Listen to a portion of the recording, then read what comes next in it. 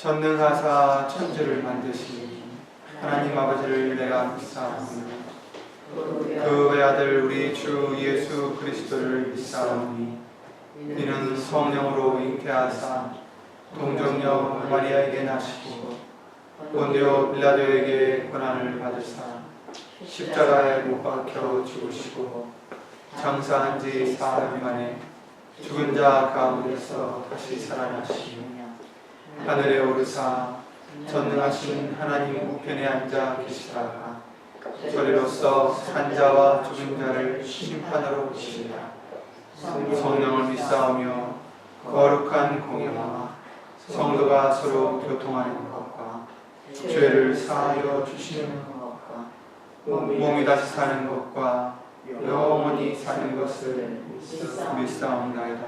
아멘.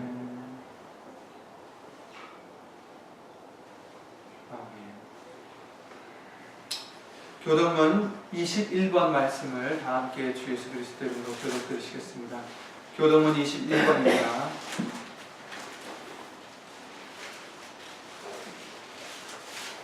교동문 21번 시편 95편 말씀입니다.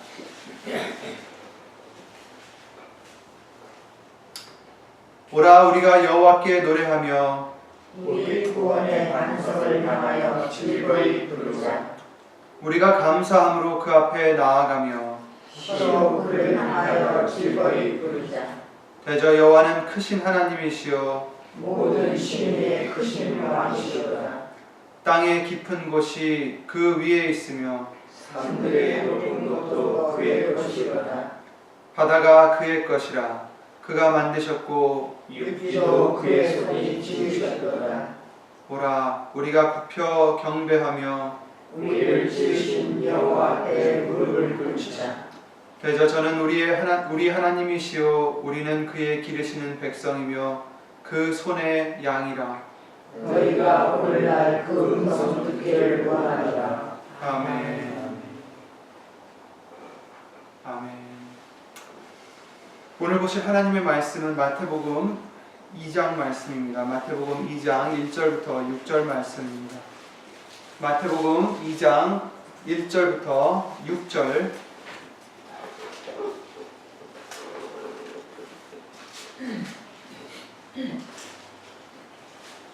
마태복음 2장 1절부터 6절 말씀을 다 함께 주 예수 그리스도 이름으로 읽겠습니다. 헤롯 왕 때에 예수께서 유대 베들레헴에서 나시매 동방으로부터 박사들이 예루살렘에 이르러 말하되 유대인의 왕으로 나신 이가 어디 우리가 동방에서 그의 별을 보고 그에게 경배하러 왔노라 하니 헤롯 왕과 온 예루살렘이 듣고 소동한지라. 왕이 모든 대제사장과 백성의 서기관들을 모아 그리스도가 어디서 나겠느냐 물으니 가로되 유대 베들레헴이요 이는 선지자로 이렇게 기록된 바 또 유대 땅 베들레헴아 너는 유대 고을 중에 가장 작지 아니하도다. 내게서 한 다스리는 자가 나와서 내 백성 이스라엘의 목자가 되리라 하였음이니이다. 아멘. 말씀 위하여 다 함께 주 예수 그리스도 이름으로 기도를 드리시겠습니다.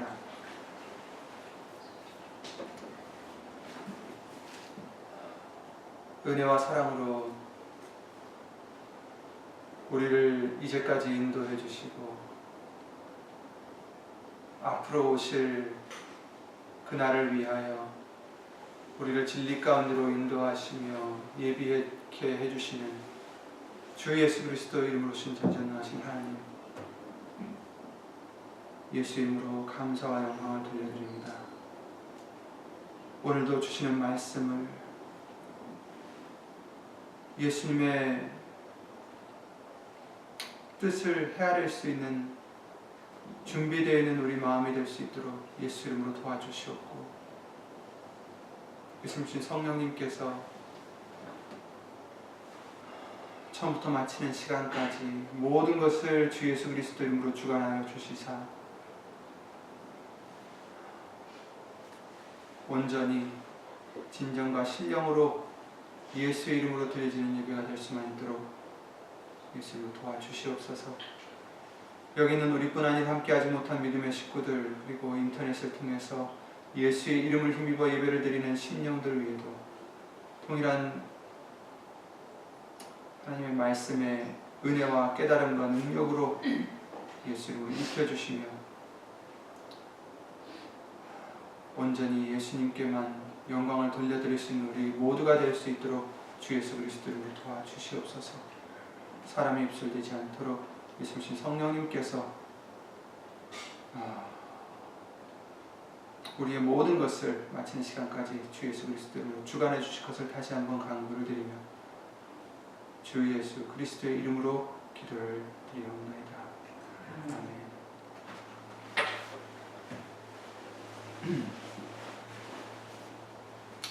오늘 읽으셨던 말씀은 우리가 크리스마스를 앞두고 예수님 오심을 다시 한번 기념하면서 이 계절을 지내게 되는데, 물론 예수님이 오신 날은 12월 25일이 아니라는 것을 우리에게 누누이 알려주셨습니다. 그러나 우리가 예수님을 지금 두 번째 나타나실 예수님을 기다리면서 항상 예수님 오셨을 때에 정말 예수님을 만났던 사람들과 또 그러지 못했던 사람들의 차이점을 한번 보면서 우리도 다시 오실 예수님을 어떤 마음으로, 어떤 믿음으로 기다려야 만날 수 있을지 말씀을 통해서 다시 한번 보고자 합니다. 전능하신 하나님께서 직접 자기 피로 우리의 죄를 사해 주시고 이 땅에 오셨다가 이제 다시 두 번째 죄와 상관없는 자들을 죄와 상관없이 두 번째 자기를 기다리는 자들을 위해서 오신다는 것을 알려주셨습니다.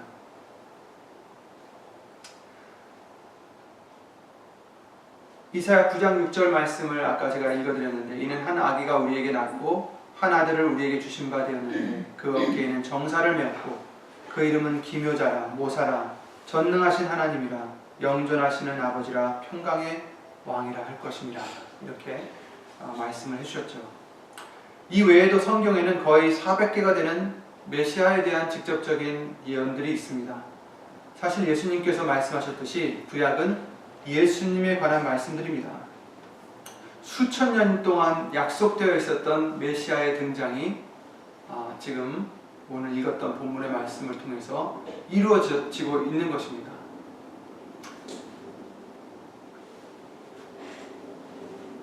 이 절 말씀을 보시면 예수께서 1절에 보시면 예수께서 유대 베들레헴에서 나심에 이렇게 말씀하셨죠. 이것은 당연히 아무나의 탄생이 아니죠.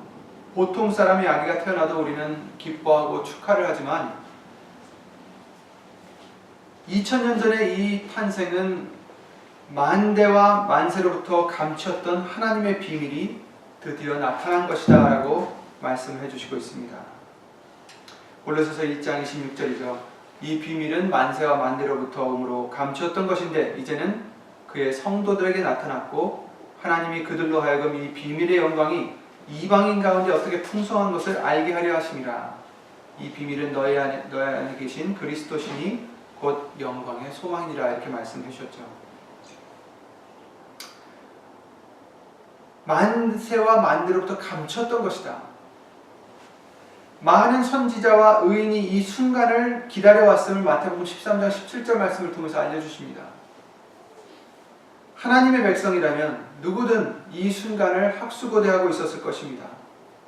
그런데 오늘 본문을 통해서 우리는 뜻밖으로 여러 가지 반응을 볼 수 있습니다. 우선 먼저는 동방에서 박사들이 그의 별을 보고, 예수님의 별을 보고 예수님을 경배하러 왔습니다. 이방인들이었던 이들이 어떻게 알았었는지 성경에는 말씀이 없으므로 우리는 모르겠지만 분명 그들은 가까운 곳이 아닌 꽤 먼 곳으로부터 갓 태어난 아기를 경배하러 왔다는 것입니다. 12절 말씀을 통해서 다른 길로 고국에 돌아간다라고 한 말씀을 보면 이스라엘에서 온 사람들이 아닙니다. 자기의 고국으로 다시 돌아갔다. 다른 나라에서 온 것이죠. 이런 자들이 10절 말씀을 보면 저희가 별을 보고 가장 크게 기뻐하고 기뻐하더라. 이렇게 지금 나와 있습니다. 이들은 과연 누구였을까요? 많은 설들이 있습니다. 그러나 누구였길래 예수님의 탄생을 알고 먼 길을 왔고 또 이런 마음을 가지고 예수님을 기뻐하고 경배했을까? 구체적인 것은 우리는 알 수 없습니다. 하지만 중요한 것은 그들은 예수님을 진실된 마음으로 경배하려 했던 것입니다. 했다는 것이죠. 유대인의 왕으로 나십니다 하고 2절 말씀에 그들이 선포를 합니다. 다른 나라에서 왜 유대인의 왕을 경배하러 왔을까요? 자기네 왕도 아니고 유대인의 왕을 경배하러 왔다. 이 구절에는 유대인의 왕이라 이렇게 말을 했지만 경배라는 단어에서 우리는 이들이 단지 한 나라의 왕을 경배하러 온 것이 아님을 알 수 있습니다. 여기서 경배라는 헬라어는 주로 신에 대한 경배를 얘기하는 것입니다. 어떤 왕에게도 할 때도 있지만 거의 드물고 신을 향해서 할 때 경배를 드린다 이렇게 합니다. 그래서 별을 보고 온 것과 또 아기 예수께 황금과 유향과 몰약을 예물로 드리고 또 나중에 꿈에 지시하심을 받아서 순종하여 다른 길로 고국으로 돌아간 것을 보면 단지 이들이 사람을 경배하러 온 것이 아니라 신을 경배한 것임을 우리가 추측해 볼 수 있습니다. 그래서 아마도 이들은 그토록 기뻐하고 기뻐했었던 것 같습니다. 어떻게 알았는지 우리는 정확히 알 수 없지만 꿈의 지시를 받았다 하신 12절 말씀대로 하나님에게서 어떤 식으로든 어떤 계시를 받지 않았나 싶습니다. 어쨌든 여기서 우리가 중요히 여겨야 될 것은 이런 구체적인 배경이 아니라 그들이 하나님의 뜻을 알았을 때 어떻게 했느냐입니다. 하나님의 계획을 알았을 때 이들의 반응이 어땠느냐, 이들의 마음이 어땠느냐, 어떤 마음을 가지고 어떠한 행함을 가졌느냐가 우리가 봐야 될 점입니다. 그들은 이방인이었음에도 불구하고 그들은 가장 크게 기뻐하고 기뻐하는 마음으로 예수님을 찾았습니다. 그리고 자신을 낮추어서 엎드려 아기께 경배했다라고 말씀해 주시고 있습니다. 우리도 이와 같이 예수님을 경배하고자 기다리고 찾아가는 중심이 되어야 됩니다. 이제 다시 오실 예수님, 그 예수님을 기다리고 만나고자 하는 마음이 적어도 이 자들과 같이 되어야 된다는 것입니다. 가장 크게 기뻐하고 기뻐하는 예수님이 곧 오신다라는 그 믿음을 가지고 다른 일에 마음을 빼앗기기보다는 물론 이 세상에서 우리에게 주어진 일도 충성되이 행해야 되겠지만 우리 중심에는 예수님 오시는 것으로 꽉 차 있어야 됩니다. 예수님을 기다리는 것으로 차여 있어야 됩니다. 내가 어떻게 하고 있어야 예수님을 만날 수 있을까? 내가 지금 혹시 이 세마포에 죄의 더러움이 묻어있지는 않은가? 항상 예수의 피로 자기 옷을 빠는 자가 복이 있다 하신 말씀대로 항상 예수의 이름으로 내 죄를 회개하고 세마포를 깨끗이 하여 예수님을 만날 준비를 하는 것이 우리들의 모습이 되어야 될 것입니다. 그렇다면 여기에 말씀에 나와 있는 다른 사람들의 반응은 어땠는지 또 보겠습니다. 우선 헤롯 왕의 반응을 보시면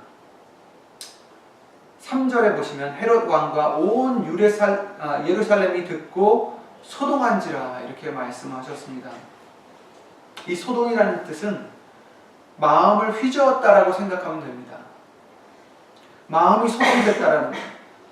곧 당황하고 근심했다 또는 번민했다라는 뜻입니다. 그도 그럴 것이 헤롯은 로마 제국이 허락해준 유대 왕이었기 때문입니다. 그는 에돔 사람으로 유대교를 믿은 아버지 안티파터의 아들이라 합니다. 그래서 혈통은 에돔 사람이지만 유대교를 믿는 자였습니다. 하지만 이 사람은 기회주의자로서 로마 제국에 어떻게든 잘 보이고자 열심을 했고, 또 우리가 일제시대 때 앞잡이라고 주로 말을 하잖아요. 친일파, 앞잡이 이렇게 말하듯이 사실은 유대인과 더 가까웠던 사람이지만 자신의 어떤 이익을 위하여 로마 제국에 정말 잘 보이고자 노력해야 했던 사람이고, 결국에는 그 유대의 왕으로서 임명을 받은 자였습니다. 그런데 자신이 그 유대인의 왕으로 있는데 어디서 온지도 모르는 이상한 사람들이 유대인의 왕으로 나신 이를 찾고 있으니 그는 자기 자신의 자리를 빼앗길까 마음이 소동했던 것 같습니다. 그래서 나중에 보시면 그 아이를 죽이려고, 예수님을 죽이려고 16절에 보면 2살 아래 아이들을 다 죽였다고 합니다. 물론 하나님께서는 그를 아시고 요셉에게 꿈에 명하셔서 애굽으로 피난할 수 있도록 해주셨죠. 이 헤롯 왕은 역사적으로도 매우 사악한 지도자였다고 합니다. 자기 자신의 위치를 지키기 위해 그 누구도 마다하지 않고 죽이며, 심지어는 자기가 죽기 6일 전에 자신의 셋째 아들을 의심하여서 그 셋째 아들을 사형시키라고 명했다라고도 기록에 남아있다고 합니다. 그 정도로 정말 굉장히 사악했던 왕이었고, 그 외로도 굉장히 악한 일을 많이 했다고 합니다. 그런데 그게 중요한 게 아니라 흥미로운 것은 헤롯이 모든 대제사장과 백성의 서기관들을 모았어요. 그래서 묻습니다. 그랬을 때 이 헤롯 왕이 누구를 찾느냐가 중요합니다. 누구를 찾았습니까? 그리스도가 어디서 나겠느냐, 이렇게 물었어요.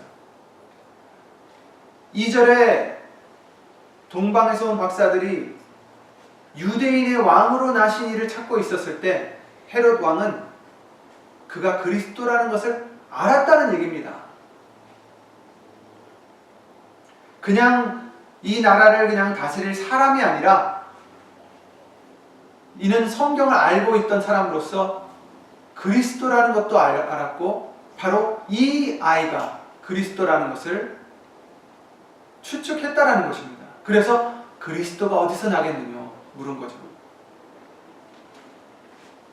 하지만 이 헤롯의 반응은 박사들과는 반대였습니다. 박사들은 가장 큰 기쁨으로 기뻐하면서 예수님을 찾았고 만났지만 헤롯 왕은 아니었죠. 헤롯은 소동했습니다. 근심했습니다. 결국 그의 마음은 그의 행함으로 나타났습니다. 겉으로는 8절 말씀에 뭐라고 합니까? 동방 박사들에게 나도 가서 그에게 경배하게 하라. 그러니 알려달라. 이렇게 얘기했지만 그의 마음은 그리스도를 죽이려 했다라는 것을 16절 말씀을 통해서 우리가 알 수가 있는 것입니다. 어떻게 하나님이 보내신 다른 선지자도 아닌 메시아를, 그리스도를 그는 죽이고자 했을까요? 어떻게 이럴 수가 있습니까? 하나님을 안다는 사람이 어떻게 그냥 보통 선지자도 아닌 그리스도, 메시아, 감히 엄두를 내고 그를 죽이려 했을까? 우리는 이런 자들과는 너무 다르고 상관없을 것 같지만 그렇게 생각해서는 안 된다는 것을 말씀해 주십니다. 헤롯이 왜 그랬습니까? 자기 자리를 빼앗기지 않으려고 하나님의 그리스도도 죽이려 했습니다. 우리도 내가 귀하게 여기는 것을 빼앗기지 않으려 말씀을 저버리지 않는지 돌아봐야 된다는 것입니다. 내 소욕을 위해서, 내 욕심을 위해서, 내 자존심이나 내 위치를 위해서 내가 조금이나마 내 수준, 내 기준, 내 위치에서 조금이나마 욕을 먹어 내려갈까봐 우리는 예수님이 하라는 말씀을 지키지 못하고 남을 미워하고 남을 모함하고 남을 헐뜯을 때가 있다라는 것입니다. 그것은 헤롯과 똑같은 일을 하는 것입니다. 죄를 짓는 것입니다. 나의 위치를 위해서, 나의 소욕을 위해서, 내 욕심을 위해서 우리가 말씀을 지키지 못한다면 바로 우리가 헤롯과 같은 자가 되는 것입니다. 그러므로 우리는 내려놓으셔야 됩니다. 엎드리셔야 됩니다. 경배하라는 것은 코를 땅에 대라는 뜻이라고 또 그런 의미가 있다라고도 우리에게 알려주셨습니다. 전번에. 그래서 여기서도 보시면 동방 박사들이 엎드려서 악있게 경배했다 이렇게 말씀하죠. 우리는 상징적으로도 예수 이름으로 엎드리셔야 됩니다. 말씀 앞에 납작해지셔야 됩니다. 말씀 아래에 있으셔야 됩니다. 내가 귀하게 여기는 그 어떤 것이라도 예수님보다 앞서면 안 된다는 것입니다. 그래서 예수님이 나를 위해서 모든 것을 버리지 못하는 자는 합당치 않다라고 하셨습니다. 아직도 내가 버리지 못하는 그런 부분이 있다면 내가 곧 헤롯 왕이라는 것을 생각해 보시기 바랍니다. 그러므로 내려놓으시기 바랍니다. 예수 이름으로 낮아지시기 바랍니다. 교만한 자는 대적하시지만 겸손한 자에게는 은혜를 베푸신다 하셨습니다. 우리가 또 주목해야 될 반응은 이를 헤롯 왕에게 알려준 대제사장과 모든 백성의 서기관들입니다. 물론 여기선 예루살렘도 포함이 되어 있겠죠. 이스라엘 사람들. 유대인의 왕으로 나신 이의 소식을 들었을 때 가장 기뻐하고 흥분이 될 사람들이 누굽니까? 바로 이들입니다. 바로 말씀을 공부하고 하나님을 섬기는 이들 아닙니까? 이들은 헤롯이 그리스도가 어디서 나겠느냐라고 물었을 때 그 답을 알던 자들입니다.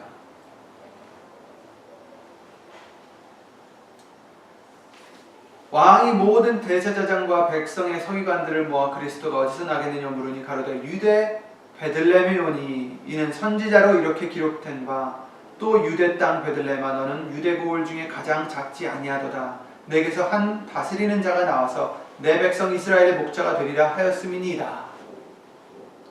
정말 정확히 알고 있습니다. 사실 다니엘서 9장 말씀을 통해서 그리스도가 언제 오실지 그것까지도 이들은 알았을 것입니다.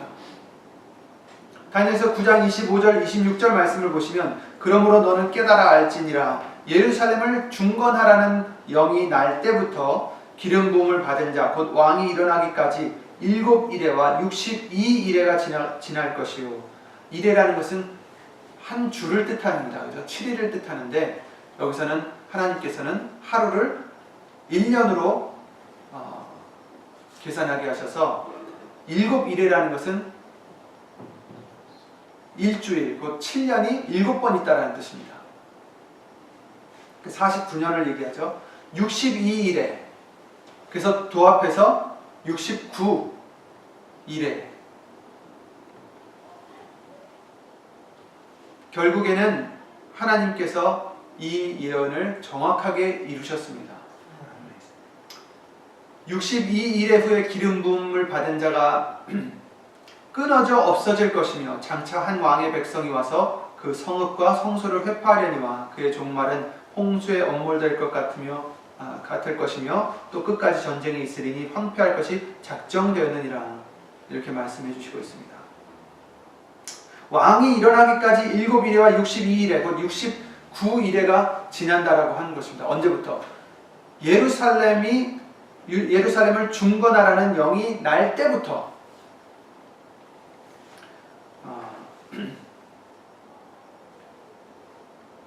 그래서 약 45년 정도 걸렸다라는 것을, 40몇 년 정도 걸렸다라는 것을 역사는 얘기하고 있습니다.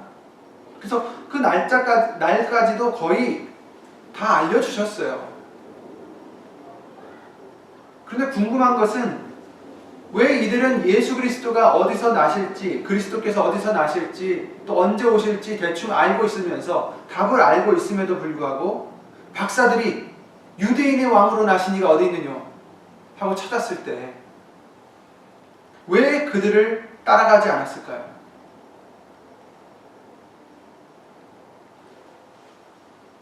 가장 흥분하고 가장 기뻐하고 놀랄 사람들이 이들 아닙니까?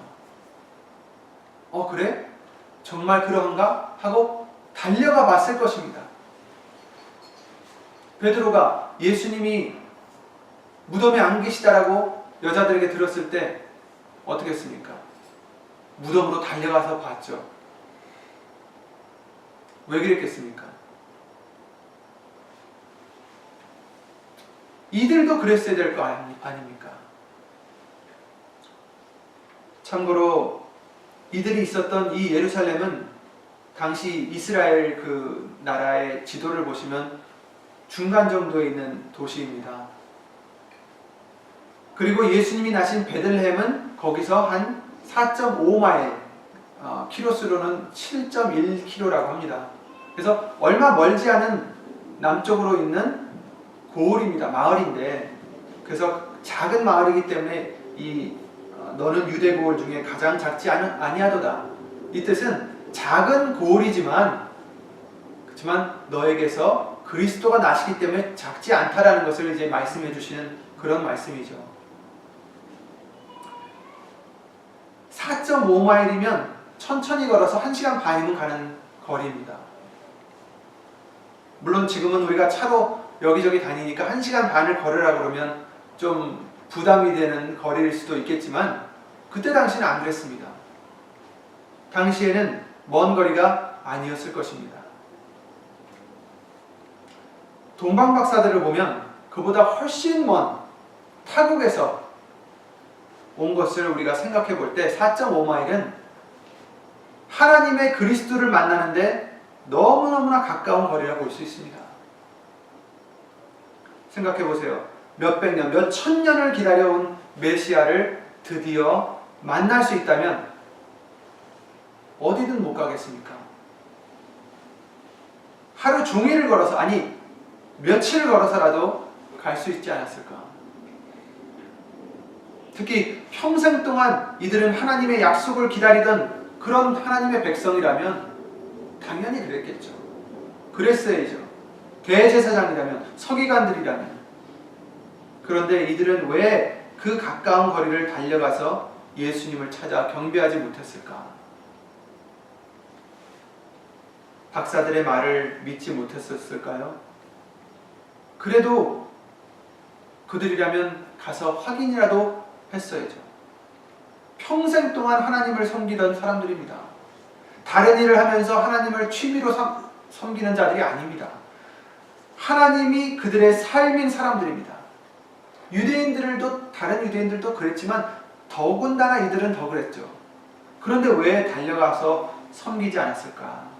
우리는 그들의 구체적인 마음을 알지 못하겠지만, 이유는 모르겠지만 그들의 마음에는 분명 문제가 있었습니다.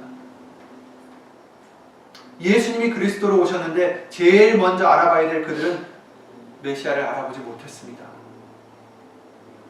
요한복음 1장 5절에 빛이 어두움에 비치되 어두움이 깨닫지 못하더라.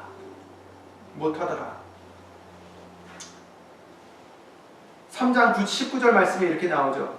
그 정죄는 이것이니 곧 빛이 세상에 왔으되 사람들이 자기 행위가 악함으로 빛보다 어두움을 더 사랑한 것이니라. 악을 행하는 자마다 빛을 미워하여 빛으로 오지 아니하나니 이는 그 행위가 드러날까 하며 진리를 쫓는 자는 빛으로 오나니 이는 그 행위가 하나님 안에서 행한 것임을 나타내려 함이라 하시니라. 아멘. 이들은 자기 행위가 드러날까봐 빛으로 오지 못했던 것입니다. 빛을 미워했던 것입니다. 요한복음 1장 10절 11절에 그가 세상에 계셨으며 예수님이 세상에 계셨으며 세상은 그로 말미암아 지은 바 되었으되 세상이 그를 알지 못하였고 자기 땅에 오매 자기 백성이 영접치 아니하였으나 이렇게 말씀하셨죠. 그들은 빛보다 어두움을 더 사랑해서 예수님을 깨닫지 못하고 알아보지도 못했습니다. 빛을 미워함으로 빛으로 예수님께로 달려오지 못했습니다. 정말 말도 안 되는 일입니다. 하나님을 가장 가까이 한다는 유대인들이, 그것도 대제사장과 서기관들이 어두움을 더 사랑하여서 빛을 미워하고 예수님께로 가지 않았습니다. 우리도 이같이 돼서는 안 되겠습니다. 예수님을 믿는다는 우리가, 예수의 이름을 가졌다는 우리가 말씀을 알려주실 때 내 행위가 드러날까봐 그 말씀으로, 빛으로 예수님께로 나아가지 않는다면 우리도 이들과 같이 되는 것입니다.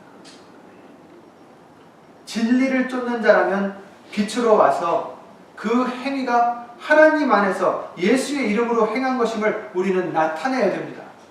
그래서 예수 이름을 주신 것입니다. 주문으로 외우라고 준 게 아니라 우리의 하는 일이 예수님 안에서 한 것인 것을, 예수님께 영광을 돌리라고 예수 이름을 주신 것입니다. 대제사장들과 서기관들은 예수님이 어디서 나실지 정확히 알고 있었습니다. 그러나 동방박사들의 이야기를 들었을 때까지는 예수님이 나신 것을 몰랐죠. 아직. 그러나 알았을 때는 달려갔어야죠. 예배를 드렸어야죠. 경배를 했어야죠. 박사들의 소식에 합당한 행동이 따랐어야죠. 우리도 마찬가지입니다. 예수님께서 말씀을 깨닫게 해주셨으면 우리도 그때마다 그 소식을 들을 때마다, 그 말씀을 들을 때마다 합당한 행동이 따라야 됩니다. 말씀으로 나아가야 됩니다. 빛으로 나아가야 됩니다. 예수님께 나아가야 됩니다. 순종하라는 것입니다. 내 자리를 뺏길까봐, 내 자존심이 상할까봐, 내 소욕을 이루지 못하고 내 욕심을 채우지 못할까봐 어두움으로 도망가는 우리가 돼서는 안 된다는 것입니다. 우리도 동방박사들처럼 예수님께 달려가시기 바랍니다. 빛으로 나아오시길 바랍니다.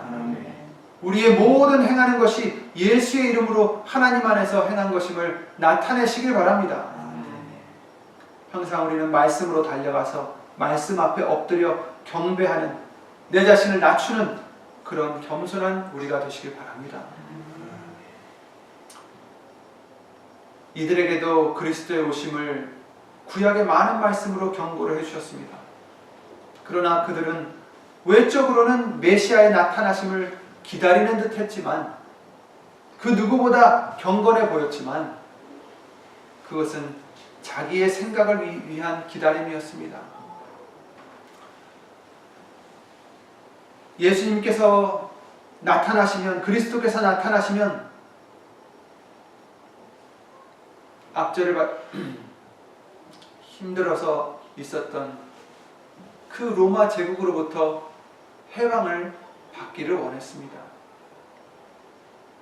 그러나 예수님의 모습을 봤을 때, 그리스도라 하는 이 예수님을 봤을 때 자신들의 생각과 달랐습니다. 허름한 옷을 입고 다니시며 거처할 데도 없으시고 12명 정도 되는 사람들을 이끌고 다니시며 성경 말씀을 통해서 정말 뭐라고 하셨습니까? 이사야 53장 말씀을 통해서 우리에게 알려주셨죠.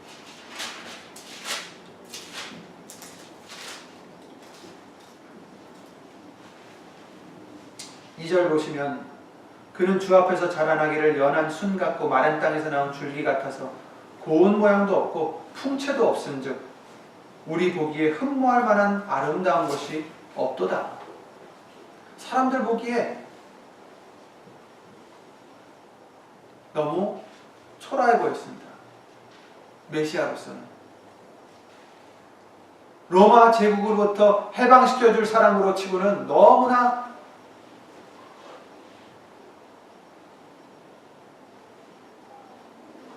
꼴이 그랬던 것입니다.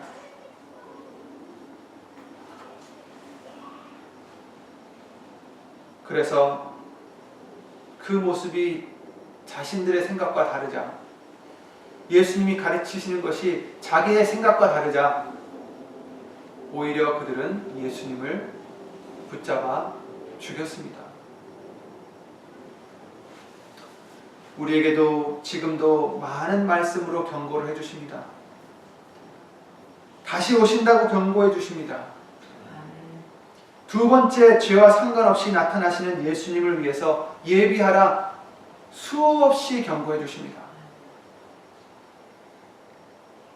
우리는 우리의 생각을 사로잡아 그리스도 예수께, 예수님 말씀 아래 복종시키셔야 됩니다. 경배해야 합니다. 우리 마음을 준비해야 됩니다. 그래서 예수님을 사랑하지 않는 자는 저주를 받는다라고 하셨습니다. 엎드려서 온전히 경배할 수 있는, 예비할 수 있는 우리가 되셔야 됩니다. 다른 것을 예비하라는 것이 아닙니다. 물건을 쌓아놓고 뭘 하라는 게 아니라 마음을 준비하라는 것입니다. 마음을 예비하라는 것입니다. 예수님이 오실 때에 이 동방박사들과 같이 가장 크게 기뻐하고 기뻐할 수 있는 우리가 될 수 있도록 세마포를 빨고 신랑을 기다리라는 것입니다. 그 누구보다 예수님 하나님을 잘 믿었다가 하고 자부하고 있는 이 대제사장들과 서기관들은 아기 예수님 그리스도께서 오셨다고 했는데도 불구하고 기뻐하지 않았습니다.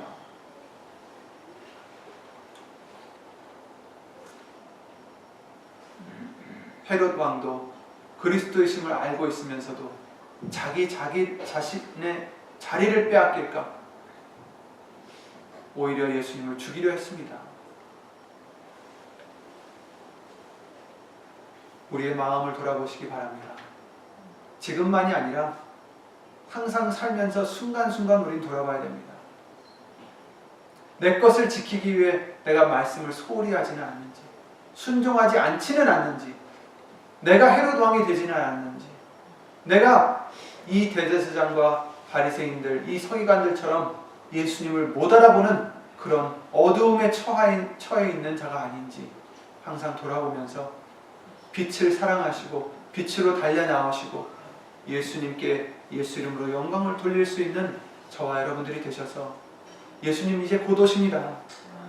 우리는 그날을 알지 못하지만 곧 오실 때 기회 딱 한 번뿐입니다.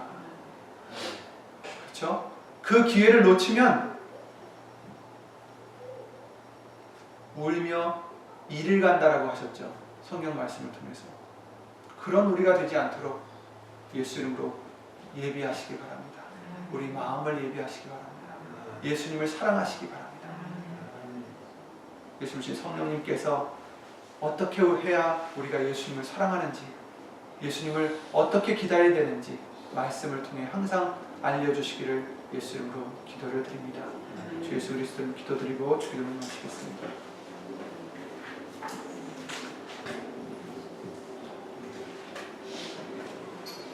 예수 이름 오신 전지전능하신 하나님,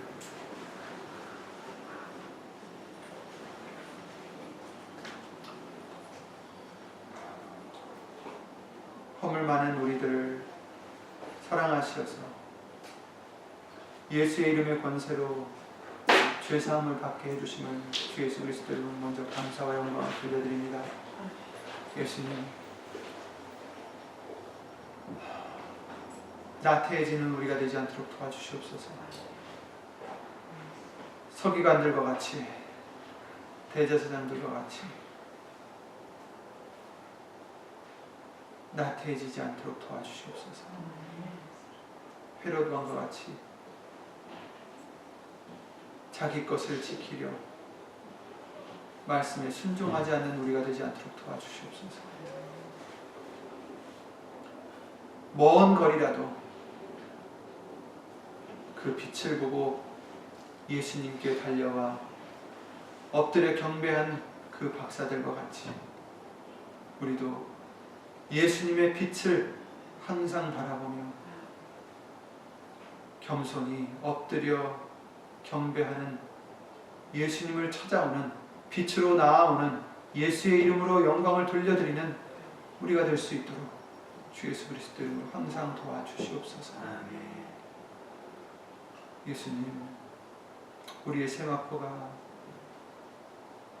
우리에게 있는지, 우리가 입고 있는지, 또 입고 있다면 더러워지진 않았는지, 성도의 옳은 행실이라 말씀하셨는데 예수님 보시기에 옳은 행실로서 우리가 살아가고 있는지 예수님 항상 돌아보고 예수의 피로, 예수의 이름으로 항상 씻어 빨아서 깨끗하게 할 수 있는 우리가 될 수 있도록 예수 이름으로 우리를 도와주시옵소서.